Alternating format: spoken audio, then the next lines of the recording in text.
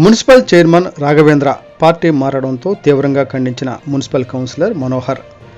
ఎన్టీఆర్ జిల్లా జగ్గయ్యపేట నియోజకవర్గం జగ్గయ్యపేట పట్టణంలోని ఈ రోజున కన్నతల్లి లాంటి పార్టీని మార్చిన Jaggayyapeta municipal chairman Rangapuram Raghavendra Rao YCP నుండి టీడీపీలో చేరడాన్ని ఖండించిన వైసీపీ 5వ వార్డు కౌన్సిలర్ మనోహర్. అసలు రాఘవేంద్ర ఎవరో జగ్గయ్యపేట నియోజకవర్గం ప్రజలకు తెలియదు. అలా తెలియపరచి రాఘవేంద్రకు రాజకీయంగా వైభోగం అందించిన జగ్గయ్యపేట నియోజకవర్గ ప్రజల నియోజకవర్గాన్ని అభివృద్ధి పరిచే ఏకైక నాయకుడు సామినేని ఉదయభాను. అలాంటి భాను గారిని నమ్మించి మోసం చేసి ఇలా పార్టీలు మార్చే వ్యక్తులను నమ్మక ద్రోహం చేయడం ఇది హేయమైన చర్య. అసలు మీరు వైసీపీ పార్టీ ఫ్యాన్ గుర్తుపై గెలిచి తెలుగుదేశం పార్టీలో చేరినప్పుడు వైసీపీ ద్వారా పొందిన కౌన్సిలర్ పదవికి చైర్మన్ పదవికి రాజీనామా చేసి పార్టీని మారాలని సూచించారు.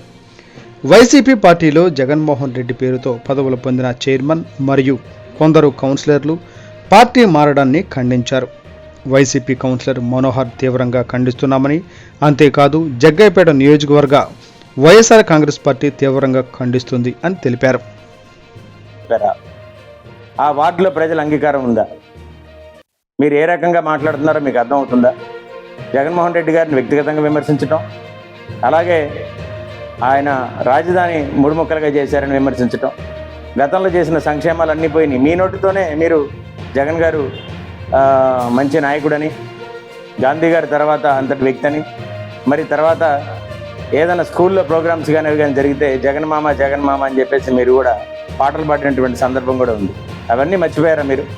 నిజంగా మీకు చిత్తశుద్ధి ఉంటే, మీకు నిజాయితీ ఉండి ఈ ప్రభుత్వం పనితీరు బాగుందని మీకు అనిపిస్తే ఈరోజు చైర్మన్గా మీరు వైఎస్ఆర్ కాంగ్రెస్ పార్టీకి రాజీనామా చేసి మీరు మళ్ళీ ఎన్నికల్లో పోటీ చేయాలి.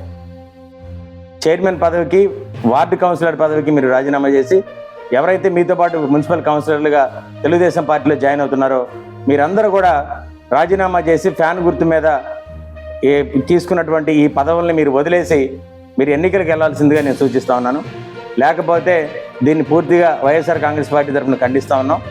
ప్రభుత్వం ఇవాళ లేకపోయినా కూడా జగన్మోహన్ రెడ్డి గారికి మేము అండగా ఉంటాం.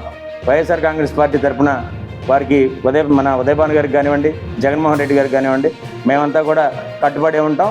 జగ్గయ్యపేటలో ఇంకా ప్రతిపక్షంలో ఉన్నప్పటికీ కూడా వైఎస్ఆర్ కాంగ్రెస్ పార్టీ 17 మంది కౌన్సిలర్లో ఒక 2 కౌన్సిలర్లు, ఒక చైర్మన్ వెళ్ళిపోయినంత మాత్రాన ఇంకా మా యాక్టివిటీస్ ఏం తగ్గవు. ఖచ్చితంగా బలంగా పార్టీ తరఫున నిలదీస్తాం, పోరాడతాం. అభివృద్ధిలో కూడా